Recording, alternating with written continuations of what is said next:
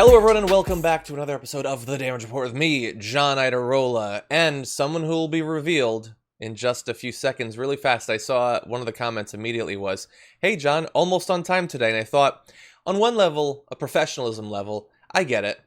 I should have started 2 minutes ago, but on the other hand, where are you going? You can't go anywhere. You were just gonna be at home anyway. How's it going, Emma? And you guys, here. I don't normally defend John, but he's literally producing, much production help from afar, but there's only so much people can do. He's doing it all on his own, so I really admire his fortitude. Thank you. And obviously they're joking. I don't actually mind. But anyway, glad to have you here. And on a Tuesday of all things, glad to have Only you. because I've rescheduled for the past 3 times to Wednesday. Exactly. My Tuesdays are kind of packed. So I thought your goal was to really destroy the cultural cachet that JR Wednesdays had built up over the years. Of course. He was on Tuesdays. I want to dismantle every traditional element of your show. Yeah, the continuing war on JR. I don't really get it. Why can't you guys make peace?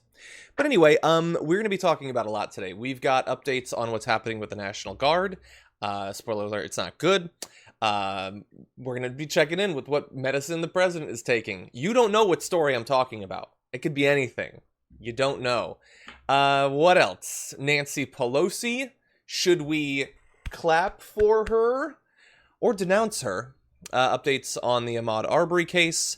We're going to take a little look internationally what's going on outside of coronavirus, and then if we can get to it, one of the most dishonest graphics on Fox News that I can remember for a long time. We're going to close out the show with that. But yeah, I did want to say one or two other things before we jump into the news. First of all, I saw that Alexandria Ocasio-Cortez had endorsed Nabila Islam in Georgia's 7th District Democratic primary. So that is awesome news. She's been on the show, a whole bunch of times. Actually, there's a super chat coming in right now from James saying Nabila Islam has been endorsed by AOC. So yeah, very exciting. Obviously pulling for her. Second of all, I only mention this because Emma's the guest co-host today. It is, I believe, to the day, 1 year since the last episode of Game of Thrones ran. So I just thought we should mention, not for any reason. I've actually been rewatching season 3 and reading the first book, which is taking me forever. But yeah. What do you think of the book? I love the book. I mean, the first book is so similar to the first season, but just very quickly, what stands out to me more is, one, John is just so much better in the book. I think he's way more complex and intelligent than they portrayed him in the show. And I also think I'm not going to blame Benioff and Weiss for once. I think Kit Harington is probably the weakest actor out of the major cast members, and I think that stands out. He's really good at the stunts and stuff, which I think is cool, but after that burn, he's going to need Melisandre's help.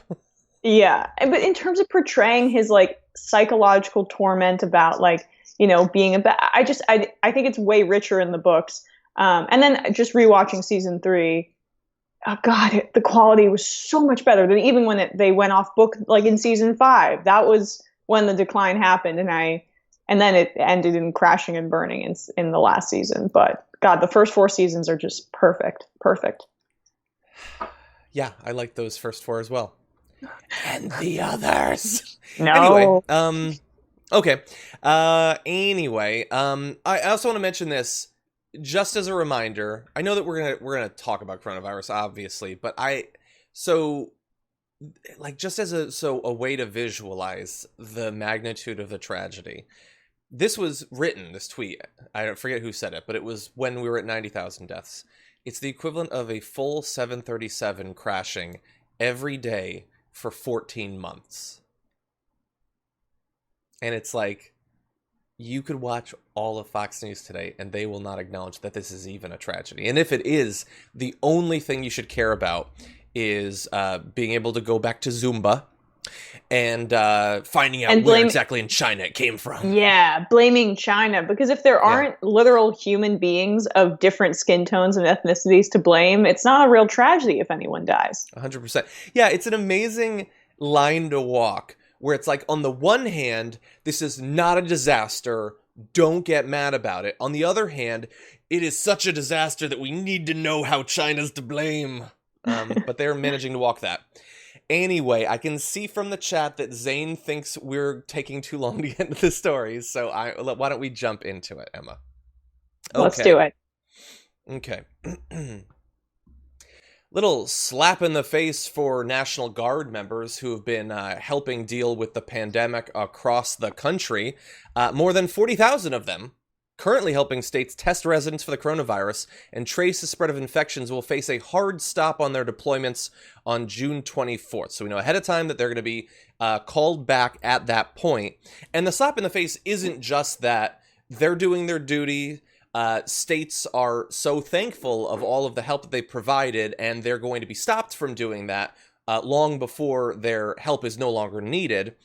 No, it's this. It's that a senior FEMA official acknowledged during a call that the June 24 deadline that we talked about means that thousands of members who first deployed in late March will find themselves with only 89 days of duty credit, one short of the 90-day threshold for qualifying for early retirement and education benefits under the post-9/11 GI Bill. Just a coincidence that they're going to be called back way premature, and one day premature of when they'd get extra benefits for all of the work they've done, potentially exposing themselves to coronavirus and helping those who have been. Well, they could just pop hydroxychloroquine every day and they'd be fine. It's pretty much the same as the extra benefits they would get. I thought this was the pro-troop party. It blows my mind that whenever mainstream media talks about the Republican Party and that they're kind of being nationalistic and giving lip service to the troops, that they don't bring up the fact that, for example, when Bernie Sanders was dealing with Veterans Affairs in the Senate, and he was the head of that, it's escaping me right now, but committee?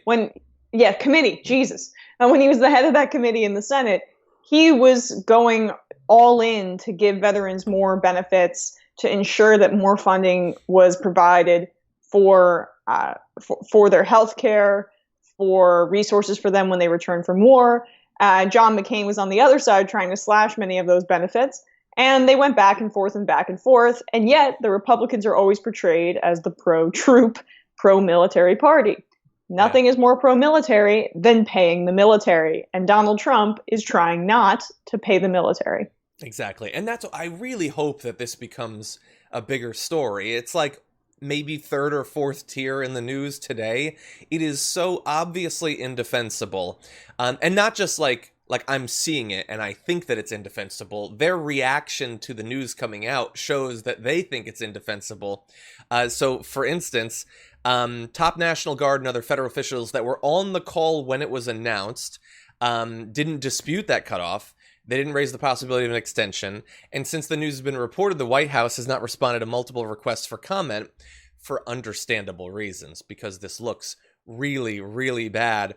And even on the call, that senior FEMA official said, "We would greatly benefit from unified messaging regarding the conclusion of their services prior to hitting the 90-day mark and the retirement benefit implications associated with it." So it's like, okay, this is going to be bad. Nobody's going to like it. Let's really get on message here about why we're doing this. And it's been a bit.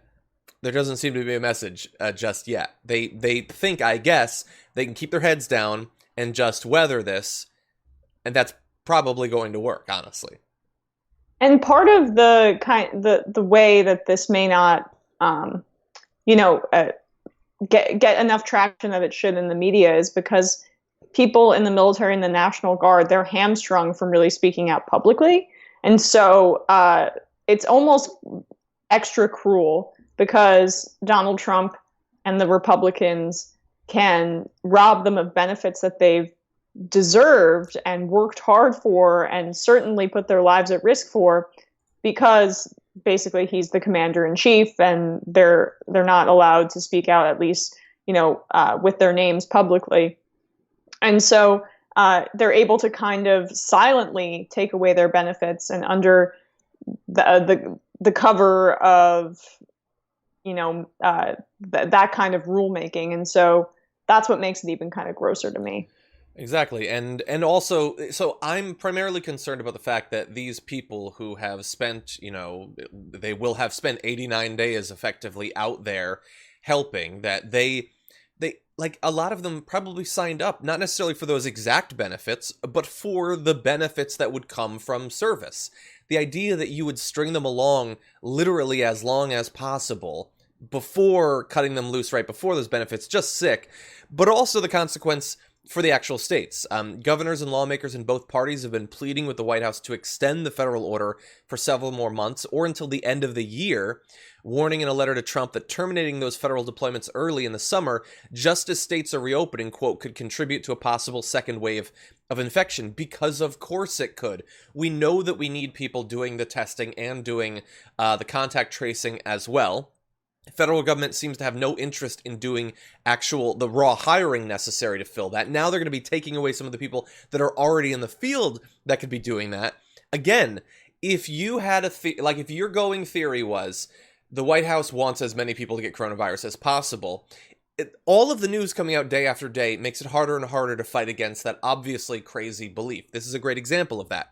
Now, the only sort of quasi-silver lining, one of the darkest silver linings I can imagine, is that while they will be one day short of those benefits, the National Guard, they have had a statement saying that the 90-day threshold is cumulative, meaning that if they are deployed again this year, then they could cross that threshold. And the thing is, because of how stupid and self-defeating this strategy is, they will almost certainly have to be deployed again later this year, because everything is being done, all the cards are being lined up for a devastating second wave when we will desperately need the help of these National Guard members again. Well, you're assuming that there is any kind of that ensuring that there isn't a second wave is a priority for the Trump administration. It's only the perception that things are getting better that they care about. Mm-hmm. And so when they get to get rid of the National Guard members from this kind of service and then also save some extra pennies in cash in terms of their benefits, as they're screwing the National Guard over, it's a bonus for them, because they want things to appear like they're better, because that's all Trump cares about. The whole presidency is marketing for him, and all of these government institutions, all of these agencies are arms of his marketing team, and we see that on a daily basis when it comes to his dealings with the coronavirus. Yeah, and I think if it is just about controlling the perception, I mean, if people were reacting rationally to the number who have died, he would be terrified, I think, of a second wave. But when do we ever be? When do we ever react? When do people ever react rationally to death? I mean, we saw this with the Iraq War. If they don't see it in front of their eyes, it's really easy for governments to get away with atrocities. Yeah, especially if the news is distracting them with, Obama gates and stuff like that, and not acknowledging the number dead. Like, I believe that I think if you watch this show day by day, I'm being destroyed by how terrible the news is recently. I think I try to take it very seriously. I try to continually bring it back to what is most at stake here. But even my amount of coverage probably isn't actually, like, it doesn't rise to the level of the 737 crashing every single day. Fox News, like, if you were to just watch their coverage, the limited coverage that remains of coronavirus, because they've largely moved on, like, how many deaths would you say their outrage matches up with? Like, I 5? have people in my life who watch a lot of Fox News, older people, and they don't care. I mean, they just are. You hear Sean Hannity talk about reopen the economy, and then like 2 days later, you'll have a conversation with that person. They're like, we have to reopen the economy. I mean, it's truly like some sort of psychotic, or hypnosis or whatever. I mean, when there's no focus on deaths, none. And when you just make it about big line must go up, there's a huge fraction there's a huge fraction, major part of this country that just isn't thinking about that, and that has that's the direct consequence of propaganda that's widespread. specifically on Fox News. I want to see a red hat with big line must go up. That's the whole thing. Make big line up again. We need to talk about a relatively new show called the Republic, or UNFTR. As a Young Turks fan, you already know that the government, the media, and corporations are constantly peddling lies that serve the interests of the rich and powerful. But now there's a podcast dedicated to unraveling those lies, debunking the conventional wisdom. In each episode of the Republic, or UNFTR, the host delves into a different historical episode or topic that's generally misunderstood or purposely obfuscated by the so-called powers that be, featuring in-depth research, razor-sharp commentary, and just the right amount of vulgarity.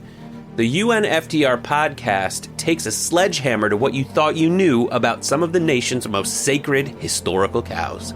But don't just take my word for it. The New York Times described UNFTR as consistently compelling and educational, aiming to challenge conventional wisdom and upend the historical narratives that were taught in school. For as the great philosopher Yoda once put it, you must unlearn what you have learned. And that's true whether you're in Jedi training or you're uprooting and exposing all the propaganda and disinformation you've been fed over the course of your lifetime. So search for UNFTR in your podcast app today and get ready to get informed, angered, and entertained all at the same time.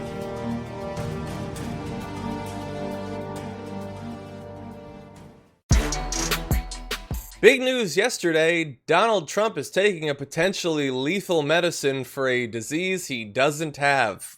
Or not. He wants you to believe it, though.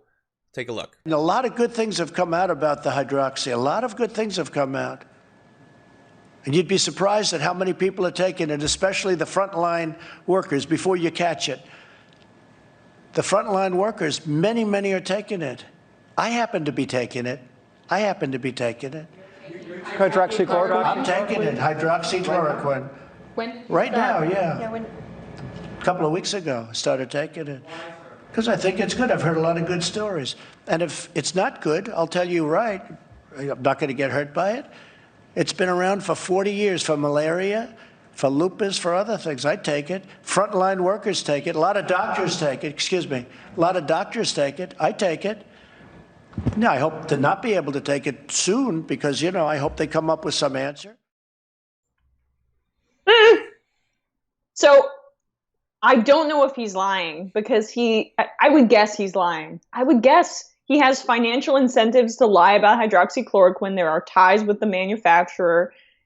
But it's also just about the perception that there's something out there. They stockpiled up on all of this. They want other people to take it. And the idea that it's like taking an Advil.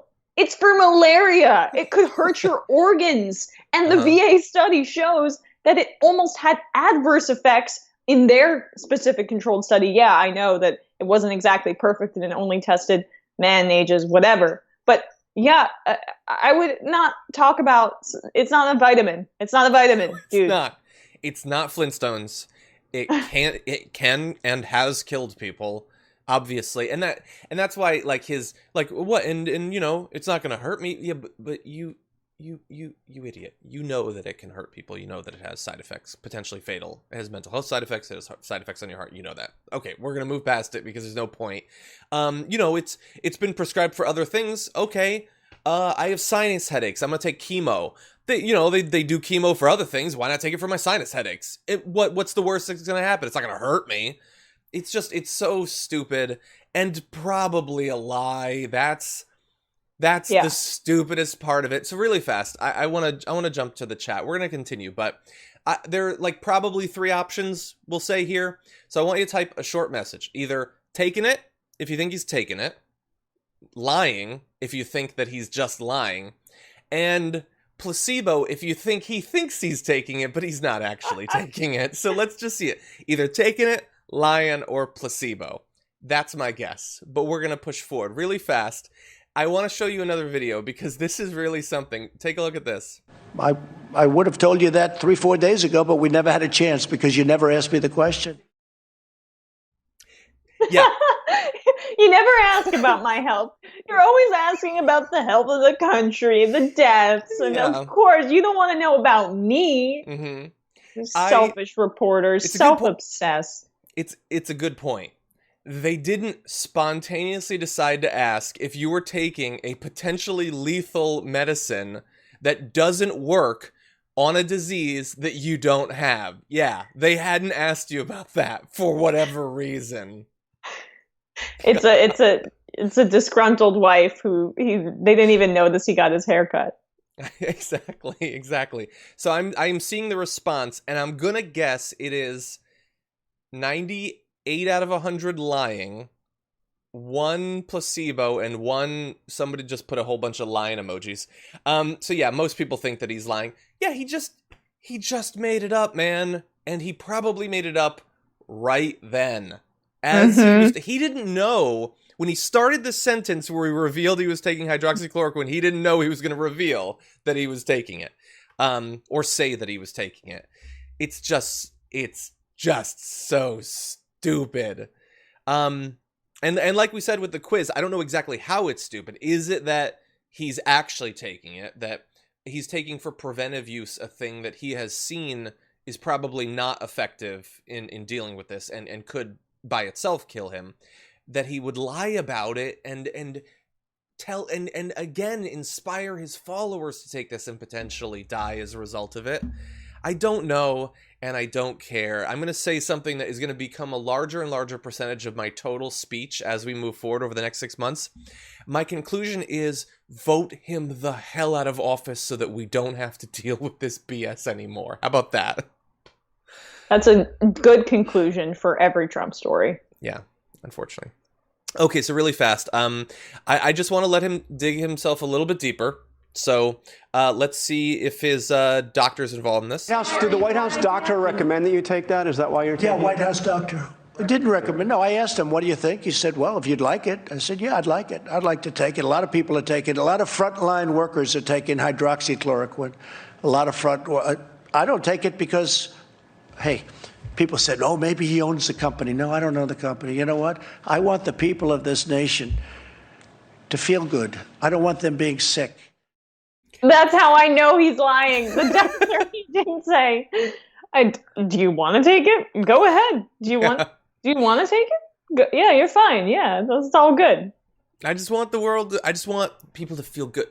I just want them to feel good. Yeah. Well, again, everyone should be on heroin then. Exactly. And that has a demonstrated effect.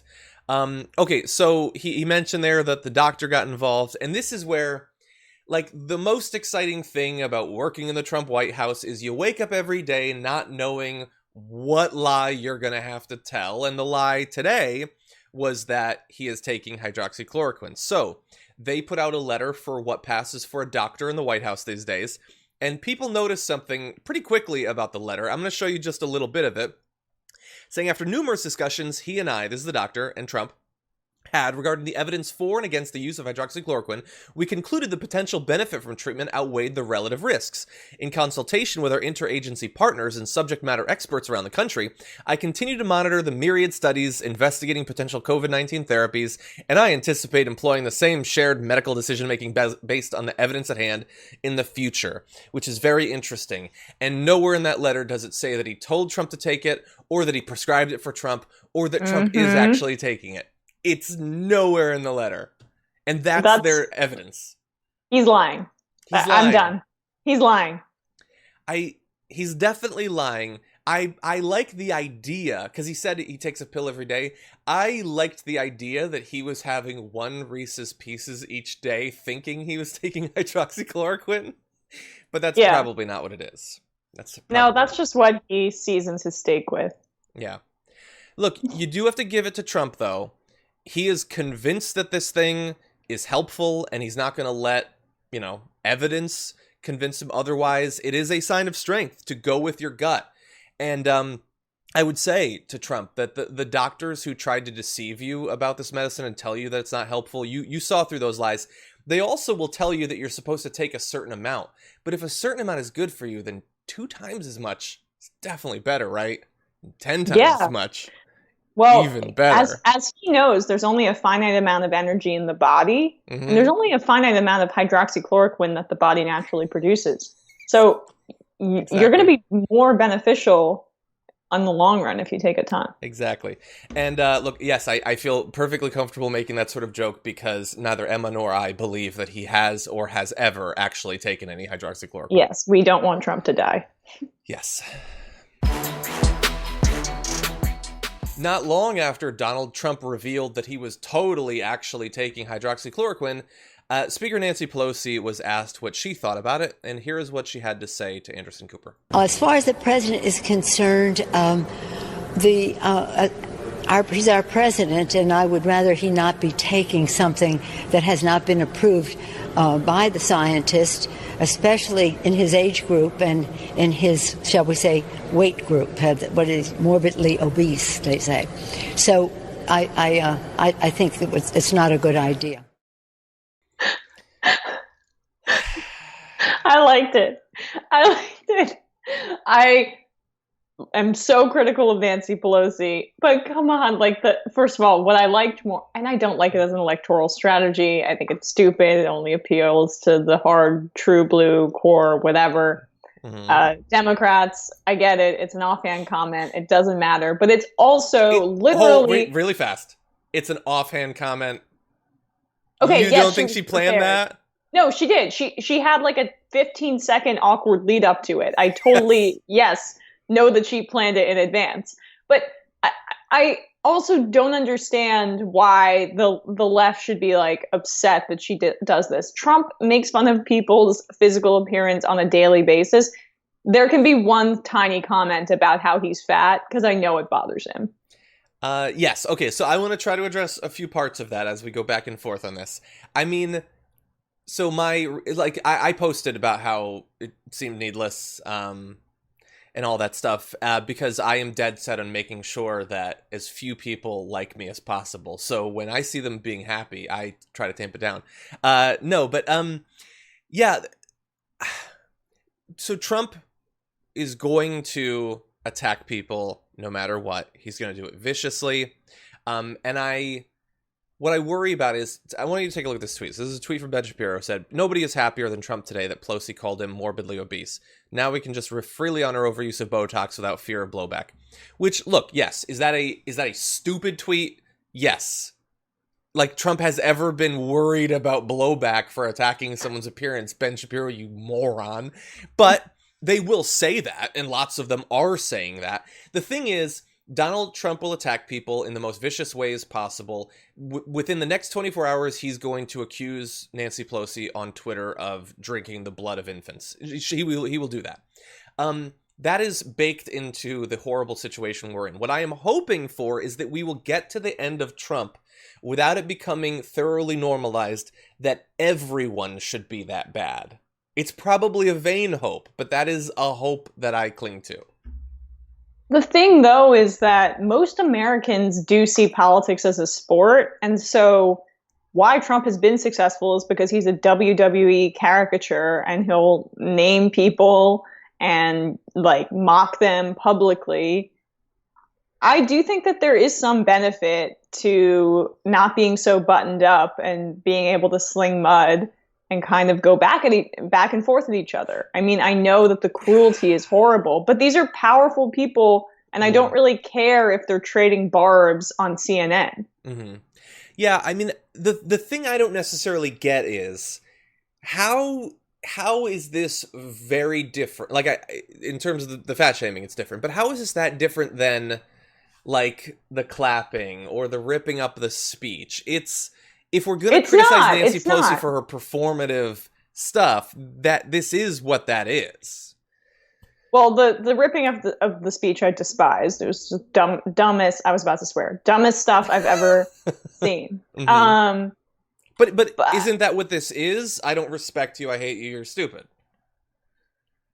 There's something different about that because that seemed more performative than what this is. Mm-hmm. And also because Trump, he's known for his insults, so he can take an insult back. Specifically an insult about his appearance, which he does all the time. I mean, sometimes I enjoy it when he like crouched down behind the podium to make fun of Mike Bloomberg being short? Are we going to pretend that that wasn't great?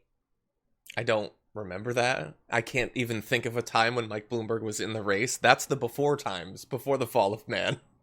And that was great. I mean, he did it all the time in Little Marco. Like, this is his game. And the ripping up of the paper, I think, is adjacent to that. Yeah, look, I think that you can be strong and aggressive. Like, I want Biden to be stronger and more aggressive. Him rolling out his nickname for Trump, which is President Tweety, just I don't like it. I don't like it. That sucks. But that sucks. I don't want him to I don't want Biden to tweet a photo of Trump photoshopped onto Predator and it says Trump's a pedophile. Like, that's the direction that we're headed in as a society. That's all disagree. it is. It's different. This is okay. It's just I know that she planned it, but in theory, it's an offhand comment on a cable news show. I don't think we should be developing strategy around it as Democrats, but I do think you can make a sly, mocking comment here and there to a president who has no problem dishing it out a little bit. Well, look, I get that I'm wrong and everyone disagrees with me. Is that what the chat says? It's not super clear. They're pretty nice. But I know Cenk tweeted sort of not 100% in favor of Nancy Pelosi, but kind of in favor, and I do disagree. Of course Cenk would be in favor of this. Now here's the thing. Okay, so let's say I were to come over to your side and say it was an offhand thing. It wasn't part of a It's not like tomorrow she's going to do an interview with Don Lemon and talk about his man boobs or something. Let's say it just ends right here. Right. Here's the issue, is that once she puts it out there, it produces things like this, which I screenshotted earlier today, which was, that's one screenshot, 3 trending hashtags, hashtag President Plump, hashtag Plump Trump, hashtag Girther Movement. Yeah, that's the worst of this stupid resistance. Yes, and the thing is, I saw a tweet yesterday, I forget exactly who it was from, I retweeted it, I probably should have remembered it better, but the tweet was just, I think it was, y'all know the fat people you like use Twitter too. And it's like, yeah, that's the thing. Oh, and I know it's not popular, and I'm not cool, and I'm not edgy to want to. It's not edgy to support Nancy Pelosi. I don't like the fact that I'm not talking about laughed. That. Okay, I mean specifically the desire to troll him back in the way that he trolls. No, John, your instinct is correct on the macro level because the resistance sucks at trolling and they can't do it. So,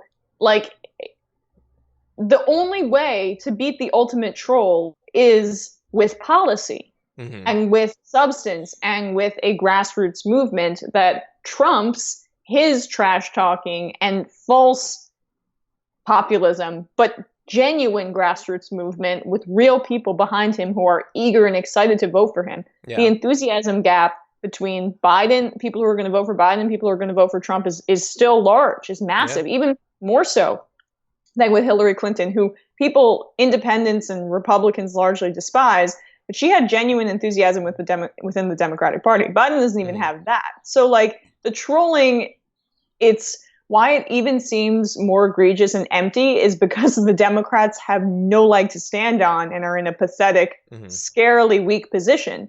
You control when you're on top. The Democrats are at the bottom right now. Clip that out. Yes, I do agree with the point, though. Yeah, and look, I understand that there are some people that he's hurt us in a variety of ways, policy ways, but also the, shredding our sanity ways, and you want to hit him back. I get that. I would just say, if you want him to hurt, think about the day he has to walk out of the White House. First of all, he probably won't. They'll probably cancel the election and all that stuff. But if it does happen, that is what will make him hurt. Sort of really sick update to the Ahmaud Arbery case. We have a few updates, but the first I want to talk about is the fact that the sister, Lindsay McMichael, the sister of 2 of the individuals involved in that brutal murder, apparently took a photo of Arbery's body and posted it on Snapchat, a decision that a lot of people had a problem with. And when she was reached out to find out why she had decided to do this, this is what she had to say. I had no nefarious or malicious intent when I posted that picture. The thing is, I'm a huge fan of true crime. I listen to 4 or 5 podcasts a week. I'm constantly watching that sort of thing. Yeah, you know, My Favorite Murder just turns you into a sociopath, I guess. Mm-hmm. That's a true crime podcast, John. Yeah, is it? I don't know. My best friend loves them. And she also is a sociopath. Really? Oh, no, so I get just that, like this woman. Yeah, a lot of people really into the true crime. I get it. It's one of the most pathetic excuses. They should test that whole family for like psychopathy and sociopathy. I mean, that is an unbelievable defense. You could say that you wanted to document the death. You wanted to show that perhaps, I don't know, that you wanted photo evidence or something like that. But to say that it was some sort of sick fascination that you had because of true crime podcasts and TV shows. Yeah. That means that you are looking at that human being as removed as you would be if you're listening to a podcast or hearing about a murder. No, that person's in front of you, dead because of your brother. Yeah, and your family wasn't. It's just such. It's like, go through a couple drafts and then speak. She goes on to say it was more of a holy S. I can't believe this has happened. It was absolutely poor judgment. So she at least does acknowledge that it was poor judgment to do this. I mean, there is in these sorts of cases, there's always a PR battle about the credibility and motives and past of the people on both sides. There have to be, because in a case like this, where yet again, white individuals have brutally murdered a non-white individual, there is always going to be Fox and the right is going to try to dig into the victim's past and try to present them as having... They basically want to come up with an excuse for their viewers to think that this person deserved to die. And they believe in a few different ways that they found that. So at first, it was that he had visited a construction site, and so he deserved to be killed. Then there's a video from 2017 where cops found him sitting in a park by himself and tried to tase him. That is going around because people, again, they're desperate to want to believe that he deserved to die. So that's happening. And so on the other side, I would imagine that if you were one of the two murderers in this case, you'd probably prefer if another member of your family hadn't seemed to make a joke or a spectacle out of the death of Ahmaud Arbery. I would probably expect that's what you'd want. Might be beneficial for their defense, but it seems like complete callousness runs in the family. And evil. Yeah, exactly. Now, we do have a statement as well from Esley Merritt, attorney for the Arbery family, who said, the picture Lindsay McMichael posted was very disturbing and very disturbing to the family. It actually fits the pattern of the McMichael family engaging in a weird, violent form of voyeurism. And by the way, I don't remember if we knew this when last we talked about this case, but apparently Arbery had been chased for 4 minutes by these individuals who, again, for 4 minutes chased him and decided rather than calling the police, which would already be insane, they decided to do what they did. And the family, by the way, is now calling for the third individual, the one who was in the back car and was filming it, to be arrested as well, because as they point out, he was participating in the chase. He helped in some ways to box in Arbery from being able to flee from these gun-wielding maniacs. And so we don't know if that's going to happen. He has apparently taken a lie detector test about some elements of the case, but that's what we know at this point anyway. You know, it kind of undercuts your argument that Arbery might be dangerous if you are slowly following him in a car when he has none and has nothing on him for several minutes before murdering him in cold blood. So I don't even think manslaughter. I don't even think, and this is premeditated murder. Yeah. Premeditated murder, because they had all of that time to maybe rethink after they were stalking him that they didn't need to shoot him down and murder him in the street. They could have thought about that. They could have called the police. They could have done whatever they wanted to. They could have taken any other action based on their racist implications and racist thought patterns. No, but they decided to murder him anyway. So I think that threshold counts for premeditated murder, and I hope they get locked up for a really long time. I don't know. I feel like this like pit of dread in my stomach that, like, even with how brutal the video is, how much it reveals that in the end is just going to be another case where nothing. And that's how black and brown Americans feel every single day when they have to have their dealings with the police. They don't ever expect justice, and why would they? There is a potential disaster brewing in the Bay of Bengal right now. To just add on top of the continuing coronavirus epidemic the countries in the region are dealing with, let's talk about Super Cyclone Amphan. Became the strongest storm ever recorded in the Bay on Monday night, after intensifying with sustained wind speeds of up to 270 kilometers per hour. It is just the second super cyclone to hit the Bay of Bengal since records began. During the last, back in 1999, nearly 15,000 villages were affected and almost 10,000 people were killed. And you can see here sort of an expected track of its progress throughout Wednesday and Thursday. And look, this is obviously purely on its own merits, potentially a disaster. Like we said, the last one killed 10,000 people. By the way, from that graphic, I believe that you can see Kolkata in the path of it. Yeah, there are lots of people living there, and so potentially disaster for that reason. But also, we are, of course, still in the middle of a pandemic, and that means that mass movements of people, mass sheltering of people, once they've been moved out of the way of this storm, is going to, bring its own potential dangers as well. And so, I feel horrible for the people. Like, they're saying up to 300,000 people in the coastal areas of West Bengal and Odisha are in immediate danger from the storm and need to be moved. And they're already under the gun from coronavirus.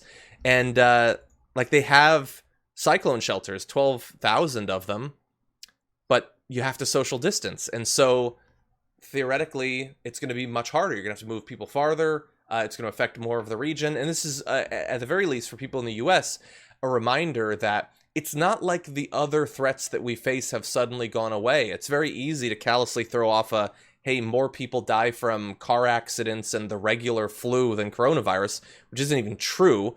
But even if it were, those deaths are still happening too. And so this is a reminder that we have other disasters that are creeping up on top of the one that we're currently still struggling with. And another reminder that science needs to be listened to. Yeah. We're seeing the intensity of these storms just, multiply and multiply. And that has to do directly with oceans warming, climate change, science being disregarded because it doesn't pose an immediate threat that's right in front of your face. Mm-hmm. The cyclone isn't about to hit these Republicans or conservatives or whatever right in the face, so they don't want to act now. But as we've seen in this pandemic, as we've seen in the discussion of climate change for decades now, we need to take proactive action, not reactive action, when it comes to handling natural disasters and pandemics or diseases like this. And people in coastal areas like this, in highly densely populated areas like in this part of India, they're going to be hit the hardest. And the poorer you are, the less resources you have, you're going to reap these deadly consequences more acutely than the people who are making the decisions at the top, the callous, reckless decisions at the top. 100%. And I wonder, hopefully they'll be able to get people out of the way, they'll weather it fine, do testing and stuff like that. But if it is bad, any sort of disaster like this internationally right now is going to face much more significant hurdles in terms of international aid. Lack of resources and lack of bandwidth to deal with the issues of other countries. That's certainly a fear that I have. And here domestically, right now they're facing this super cyclone. Hurricane season in the U.S. For much of the East Coast starts in June. And we've been hit by both devastating hurricanes and devastating wildfires, the different coasts, over the past couple of years. When those hit, what's going to end up happening when you're having people packed in to limited areas. Or theoretically, you have people, say, in Florida, a state that's reopening, trying to get back to normal as much as possible. If those people have to flee to other parts of the state or to other states in the region to get away from a number of hurricanes, as has happened, I have family in Florida that has had to flee to Georgia multiple times. And Georgia itself is having issues. All of this compounds itself. And so I don't have any solutions, but I want people to bear in mind that these things act on each other. And I am very worried that, as Emma said, that people aren't going to listen to the experts in either end of this, the pandemic side or, the natural disaster and the links to climate change. I want to show you a still shot from an episode of Sean Hannity's program, I believe from last night. And it's a chart that he's showing. And it's not one of the charts where he accidentally makes the case for like all the policies that AOC is pushing for. Those are always fun. No, this one, he manages to pack so much dishonesty into one graphic that it almost seems impossible. Take a look at this. So this is a comparison of California, Florida, I believe it's supposed to be Michigan, New York, and Texas, on a number of different metrics, including their population, their state income tax for some reason. Not sure what that has to do with COVID-19 cases and deaths, which he logs next, and then the mortality rate there.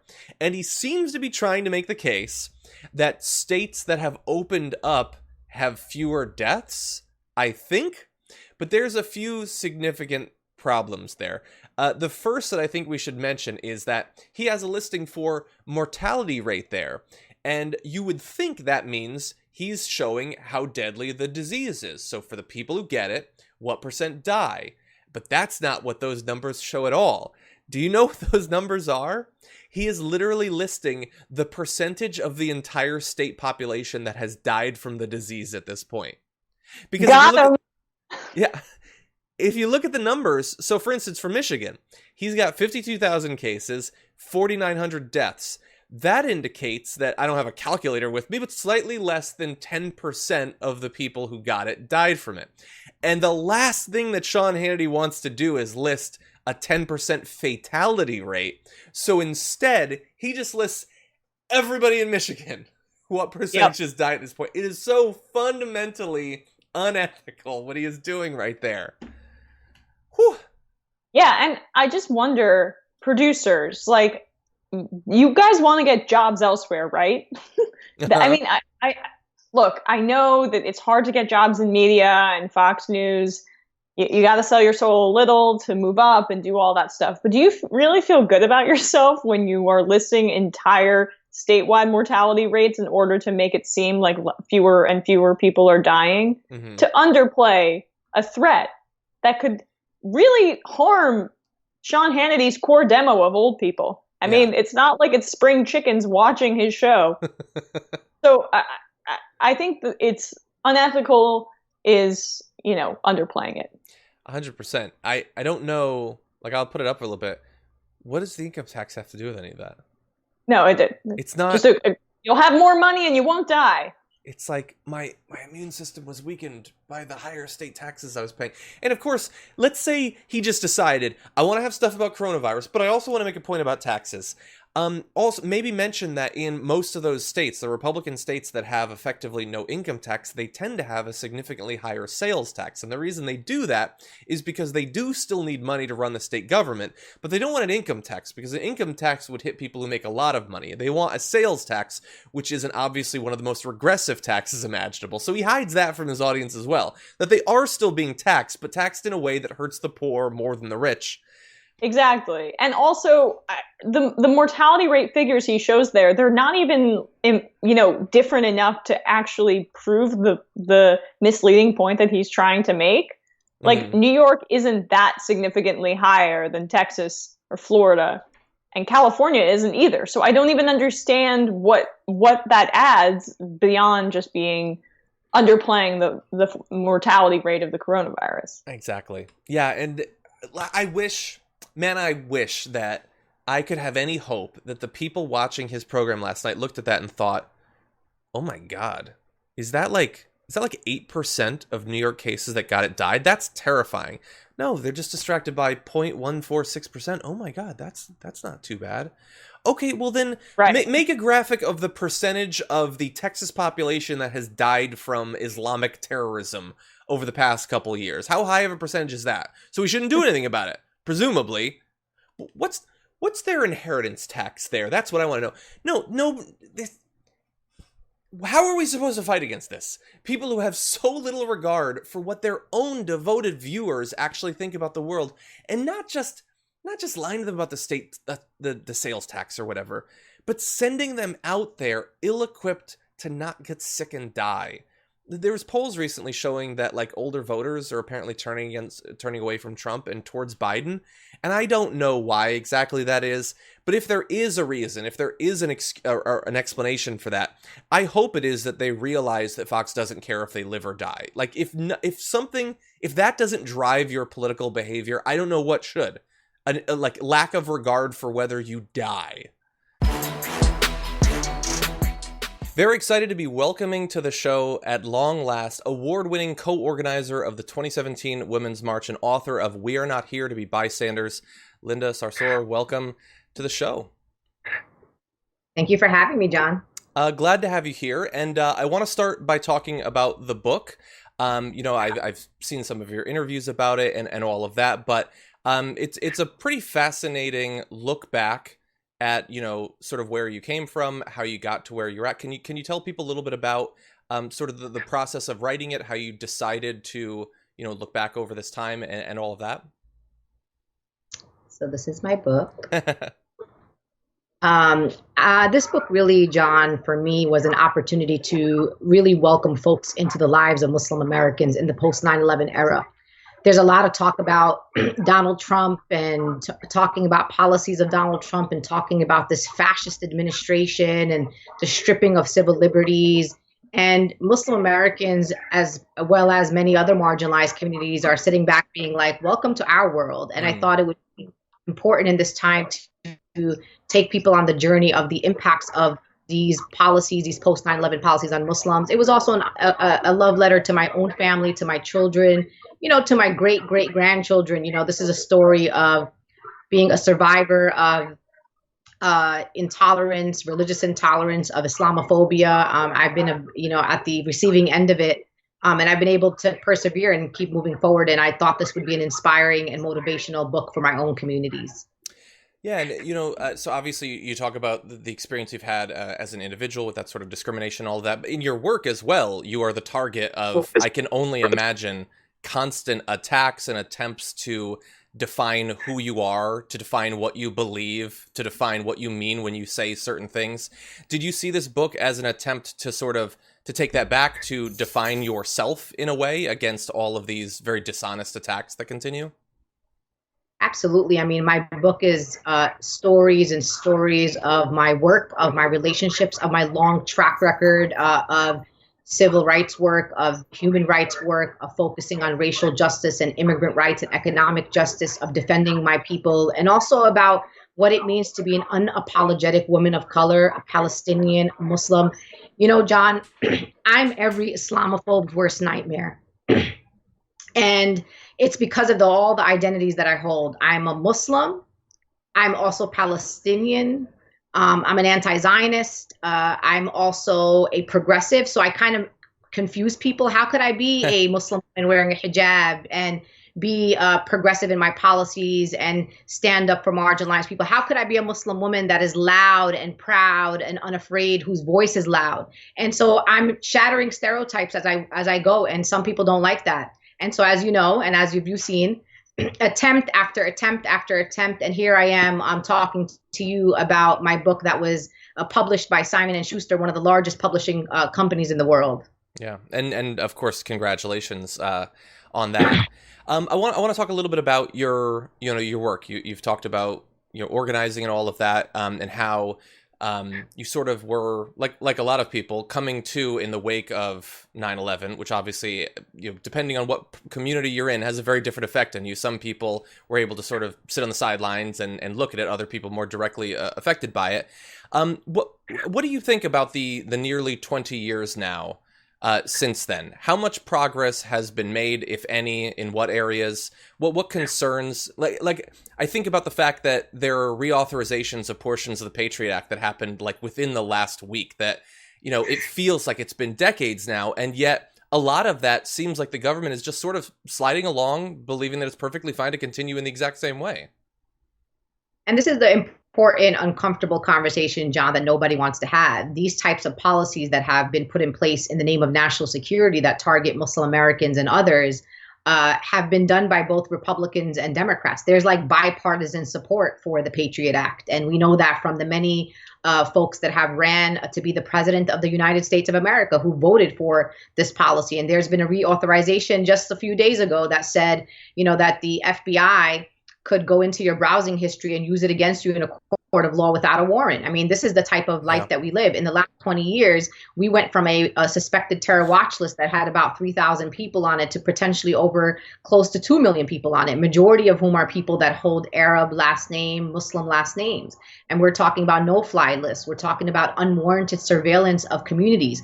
You've watched the fights and the lawsuits of these mosque opposition groups that are going up against communities, my communities, who are trying to build local Islamic centers and mosques across the country. So it hasn't gotten better. In fact, we could argue that it's gotten worse. I mean, Donald Trump won a whole entire election on the backs of hating Muslims, on the backs of saying Islam hates us, on this idea that we're in war with Islam, as if Islam is a person. And so, unfortunately, we have continued to see year after year the Muslim registry program. People were like, I'll register as a Muslim, you know, after they heard Donald Trump and some Republicans during the 2016 election say that. But the Muslim community is like, where were you in 2003? There was a Muslim registry program. And so even when you hear people talking about abolish ICE, people don't understand that ICE was started in 2003. It was in response to the horrific attacks of 9/11, first focused on keeping out the, quote, Muslim terrorists. And then when they didn't find any Muslim terrorists after the horrific attacks of 9/11, they went and pivoted and started targeting, you know, asylees and mostly Central Americans at the southern border. And terrorizing communities and raiding meat plants and raiding factories. And so we have to understand that this is reeling from the horrific attacks of 9/11, where communities continue to be directly impacted. You know, so you mentioned it's a great line where you say that you're, you know, the worst fear of these Islamophobes. I absolutely love it, and you know, the fact that you withstand such a constant barrage of these attacks and don't back down. I've watched that for a long time and found it to be very inspiring. So thank you for your continued work. I wonder, through the course of your experience, I mean, you mentioned that you got the book published by massive publisher. I remember in the initial years of the Iraq War, you know, not just on Fox, but on all the networks, anyone who spoke out against the war, even for caution in the war, was risking their entire career. The people who were brought on to talk about these issues were generally people that had either a vested interest in the war or were 100% supportive of it. Do you feel that there is more of an ability for people with perspectives like yours to be brought on, to be heard, to be respected? Has there been any sort of progress in that? I think for me, I think I have pierced the mainstream in a way that a lot of folks in my community have attempted to in a really long time. Of course, I'm going to always be semi-marginalized just because I do share views that people want to suppress, you know, anti-war views, vehement critiques of, you know, the state of Israel, of, you know, countries like Saudi Arabia and others. You know, people don't like truth tellers. And we know this from the history of this country, John. So I'm not like naive to think it's only me and I'm somehow some anomaly. This is just historic and how it's happened. But I have built deep relationships in the progressive movement amongst white progressives, amongst progressive Jews, amongst Black communities, Latino communities, immigrant communities, Asian American, Pacific Islanders. And I'm very, very, very well respected within my own community. And one of the reasons I garner this respect is because I don't back down. I'm not going to change my convictions. I'm not going to be a neoliberal just to further my career. I'm going to be who I am, and I'm going to say the truth. If I hear or feel like there's going to be a war against Iran, I'm going to be the loudest voice on that. Just like, you know, in 2003 around the Iraq war, you know, I was young, but I was out there because I understand the impacts of war. I understand the impacts of military occupations, and I understand understand that we in the United States of America deserve to keep our resources here for the most marginalized and not spending trillions of dollars on unnecessary and unjust wars. And again, this is a nonpartisan relationship. It's, for me, what's really unique is that I'm targeted by anywhere from all the way to the right, all the way to the center, all the way to, center left, because once people feel like you cross the line, and you're piercing the minds of people in a way that is transformative, there are going to be people who are going to try to stop you from that. And so far, I feel pretty privileged, and I feel pretty grateful that I have been able to change conversations and be part of the changing of narrative around Palestine, and having more progressives feel, confident to stand up and defend the rights of Palestinians, to stand up more boldly on criminal justice reform, on immigration, on standing up against the war with Iran. I'm proud of that work, and I'm going to keep doing it. I want to look ahead a little bit because in addition to being an author and activist, you also were a surrogate for Bernie Sanders in the election. And, for a lot of us, the election did not turn out the way that we were really, really hoping that it would. And so there's been this period amidst the pandemic of also trying to figure out what the path forward, what that looks like. So I'm curious, from your point of view, as someone who's been involved in it as an activist and an organizer, where should we be throwing our weight? Where can, progressives or people who are concerned about these different issues, where can they have the most effect when they look to the two different choices? They don't necessarily love either of them. Absolutely. I mean, I'm one of those people. I was a surrogate for Bernie Sanders, and I was very proud to be part of a campaign that aligned with my principles and values, even when I didn't sometimes even agree with Bernie on some things. As you know, we don't agree on the issue of Palestine, Israel, but he overall, his policy platform, his domestic policy platform really spoke to me in the work that I've done for 20 years. I'm telling people right now, especially those of you who supported Bernie, who are true progressives, who are true at heart leftists, and people who care about marginalized people, start focusing on down ballot races. John, every 4 years, we want to wake up and start talking about who's going to be the president. And I'm telling people that we got to do the work in between. I want to know which progressive you're supporting that is supporting the Green New Deal, that's supporting the abolition of ICE, that's supporting, a platform that is about just foreign policy, that is about, making sure that we are bettering our relationships around the world, that's focusing on Medicare for all. There are so many of them, John, some of them, inspirational, and people that we need in Congress and that we need in the Senate, that we need in state legislators, that we need in city councils across the country. So that's where I'm focusing my effort. I'm still excited about the 2020 election because there are so many wonderful people running for office. There's Nabila Islam in Georgia. There's Ihsan Laki running in Massachusetts. I mean, there are people, there's Charles Booker. There's like so many wonderful people that are running. And there's also people we need to keep in office, like the Rashidas of the world, the Ilhans of the world, the AOCs of the world. So that's where I'm focusing. And as to go to the presidential, because I know people will think I'm like, it's a cop-out that I'm not answering that question. I'm saying to people this: I'm not going to tell you what to do. I think people are capable of making the right decisions. The decision that I'm going to make in this 2020 election is I'm a New Yorker. So in New York, as you know, we're not a swing state. So I can really vote for whoever I feel like it. I can even write Bernie Sanders in. It's just not going to make a difference in a presidential general election as a New Yorker. But if you're in a swing state and your vote does matter in this election, I'm asking you to look at someone like Biden, not as a candidate that aligns with your values and principles per se, not as someone that you're excited about voting for, but look at him as your opponent in the White House. Look at him as someone that come January 2021, we're going to be ready to go all out with organizing, mobilizing, and making sure that Joe Biden is being held accountable to our communities. The reason I say that, John, is because this current administration is not an administration that is our opponent. We can't fight them. We can't move them anywhere. They are pretty solid on where their positions are. And every single day, as you know, they target our community. They're separating families. They are threatening countries to war. They are stripping people of health care. They have been inept in this pandemic. People have literally died at the hands of the callousness of this administration. So for me, if you live in a swing state, I hope that you believe that the right thing to do is to make Joe Biden our opponent in the White House so we can continue our movement work. That is very interesting. Thinking of it as choosing who your opponent will be, because often that choice is often presented as, are you going to endorse this person? Are you going to pick them up as a replacement for whoever you were supporting before? And it doesn't have to, of course, be thought of in that way. So that is very interesting. And I totally agree.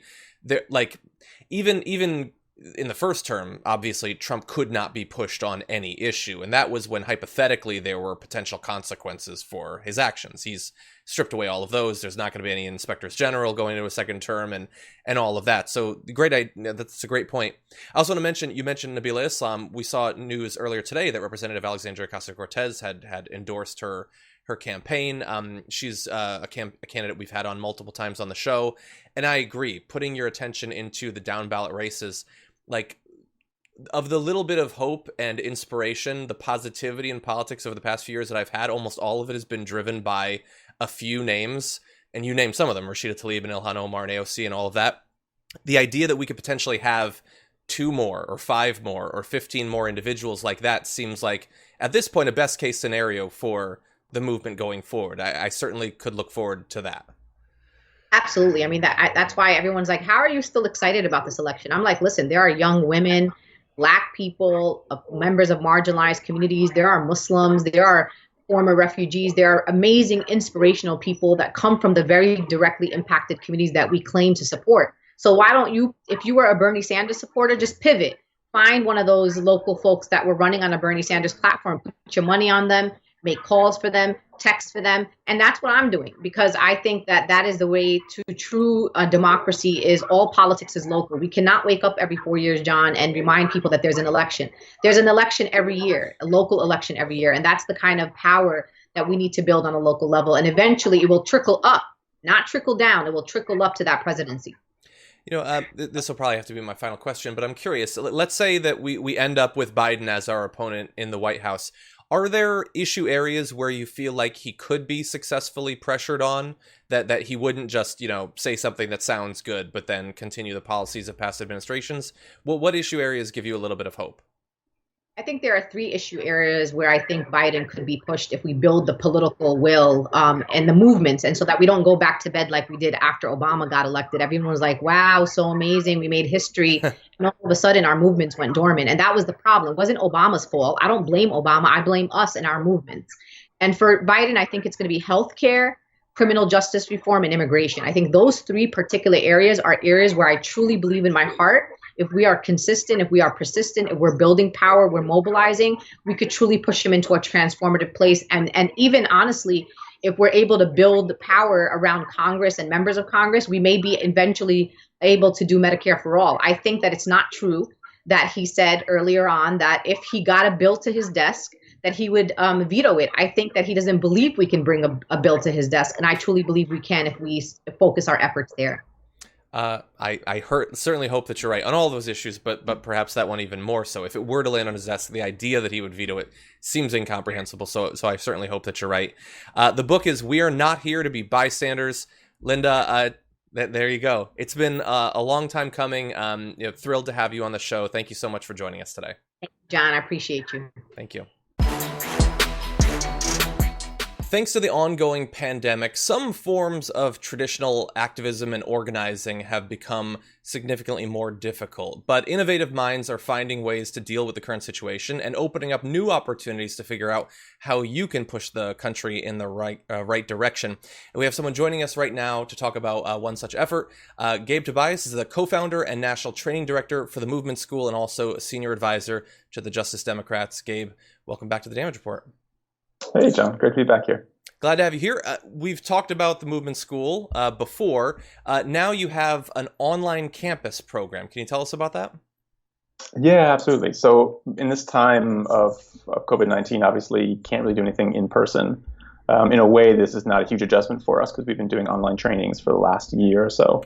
We recognize going into this cycle, everything that's happening right now around campaign life, people trying to figure out how do we talk to voters, how do we organize our campaigns, how do we raise money, how do we talk about the big issues that are happening right now in our country. There's a need for campaigns at all levels, from statewide races, congressional races, down to local races, to really learn best practices, to glean some of that work that we had, particularly on the Bernie Sanders and even Elizabeth Warren campaigns, and take some of that knowledge, those best practices, and apply them to their work. So we've launched this large campus program with 6-week intensive courses for any progressive electoral organizers in the country. We've got around 500 actually so far registered for those courses. So yeah, excited to get all these started and take some of our best practices and put them to use in these couple months when campaigns desperately need to adapt to the new reality of this crisis moment in the country. Yeah. Well, part of the new reality is that when my dog shakes, you can hear it on the mic now because he's here. So I'm glad that you've adapted as quickly as you have. I've been very worried over the past couple of months that a lot of like new people running for office for the first time, it's already difficult for a number of different reasons, that this might make it even more difficult, an inability to do sort of some of the canvassing and things like that. What are, I know, you want people to sign up for the program there, they'll learn everything. What are some of the big ideas that you're hoping to spread to give both organizers, both those running and those trying to, work outside of direct electoral contests to make sure that they can still be effective? Yeah, no, that's a great question, John. I think the really challenging thing from a progressive standpoint is we are used to the real energy and momentum being a person-to-person activity for our campaigns, right? We're used to the door knocking, people going out and knocking on doors, talking to voters, getting them mobilized. We're used to the big barnstorm, big, rally events. Think about the Bernie Sanders rallies of 2016 or 2020. Think of AOC rallies in similar ways, right? Give these moments where you get all these people in a room together, and we've depended on that as a source of our energy. We obviously have a lot of really enthusiastic people, volunteers and supporters of all types and different levels of campaigns. And right now, what they have to do is figure out how to take that energy, that people power that we've seen so effective in the past, and translate it to a moment where it's both needed more than ever. We have this crisis moment in the country where these campaigns have to respond and talk about what their bigger vision is, right? How are we imagining, a Congress in the future, or governments at state or local levels that are responding to this crisis and doing it in ways that are far better than obviously what Trump has and even what some leadership in the Democratic Party has been putting forward. What does that big vision look like? That is mobilizing, but we have to find ways to translate some of that into the realities of campaign world, where right now you have a lot of elections that are entirely vote by mail, right? So how do you go from an election where you expected people to all turn out on one day or at least a couple of days beforehand to having to go through an absentee ballot application process where you're going online, you're filling out forms, you're waiting for a ballot to come to you, you're filling out the ballot, sending it back. That's a lot more steps for someone to jump through. So a lot of the work is campaigns figuring out how to tap into the big picture vision of the current moment, and then translating that into the reality of turning out votes for their elections, whether it's primary or looking forward to November in the general election. For some people who might have been either already involved or looking to get involved in organizing in this particular election, it seems like had the primary gone differently, a not insignificant share of that organizing would be around the presidential contest if Bernie Sanders had been the nominee. It seems, I could be wrong, it seems like there's going to be less of a focus on that with the way that the direction of the primary went. I don't know to what extent about the people who are hoping to learn from you what they specifically want to do with that training, but I'm curious, is some of that energy now being routed to lower level contests, congressional runs, and local elections and things like that? Is it more issue specific advocacy? What does it look like the energy is flowing towards right now?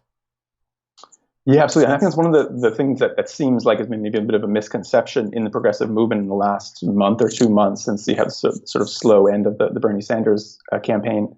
This idea that was sort of taking the air out of the progressive movement. I think that really hasn't borne out. The people, the saying was always not me, us, right? Mm-hmm. And the us, I think, applied to a lot of this other work that's happening. So what we've seen is all these volunteers and staffers of Sanders' campaign going and shifting down to down ballot races, even for our one of our courses where that's being run in the movement school campus is being led by 3 of the people who led Bernie Sanders' campaign, and that's Becca Rast, Young Jung Cho, and Hannah Furtek, amazing organizers, led his organizing behemoth, and they're taking that now and helping other campaigns adapt through some of the courses that we're running, and that to me has seemed like the big picture that we in movement school are trying to tap into, this idea of the progressive infrastructure that we are building around our world. And I have conversations where people harken back to the conservative movement in the 60s, right? You had Barry Goldwater in 1964, lost, got blown out. Could have been a moment where you say, oh, well, Goldwater lost, we're going to go away. But instead, obviously abhorrent people with abhorrent ideas, but they had a desire to buckle down and really build a movement from that moment. And I think in similar ways, that the impact of that in the 60s and 70s and 80s was this massive shift in politics in the United States. Sort of conservative neoliberal ideas taking hold. And we want to do the same thing in the opposite direction now. And I think that this moment is one where we see the seedlings of that movement coming together across different organizations, across issue organizing, electoral organizing, as you said. And that's exciting. That's exciting to see that take hold, that it isn't just based on, we need this one candidate to drive everything forward. We actually do have this broad-based infrastructure to move change forward, whether it's congressional races, local races, issue fights. I think that is there, and that the more we walk that path, the more we see how that strength lies within the broader movement. And so for this particular effort, the online campus, are you mainly hoping to bring in people who are, engaged with politics and all that, but might not have done much organizing already? They're looking to get into it. Or is this seeking to take people who have some experience organizing and activism and sort of professionalize them? Who's the target demographic here? Yeah, it's definitely more the latter for these courses. There's plenty of other things which are meant for early organizers and people who are just learning the craft. These ones here that we have are really meant for folks who are either on campaigns right now, so they have a role on a campaign at some level. They were maybe on a campaign earlier this cycle. Maybe they were Bernie Sanders staff or Warren staff earlier in the cycle, or people who work at grassroots organizations in different places that have some electoral work to their portfolio. They're involved in issue organizing or community organizing, and also involved in campaigns in one way or the other in this cycle. So it's meant for folks who definitely have some experience and are looking to skill up and adapt to the current moment. Awesome. So definitely something that if you fit that demographic, it's something you should definitely be thinking about. And for other people who might be watching this video, I know that there's been a lot of reason, both just in a general sense to be a little bit depressed and a little bit down, but in a political sense possibly, and Gabe, you alluded to that. But it is good to know that there are organizations like the Movement School out there trying to assemble an army of people who are going to push things in the right direction, give us a little bit of hopes for the future. So Gabe, I really do appreciate that. Yeah, no, absolutely. Come join our army. Our army is great. We're building it. Yeah. Thank you. Gabe Tobias of the Movement School, also senior advisor to the Justice Democrats. Thank you so much. Thanks so much, John. Great to be here.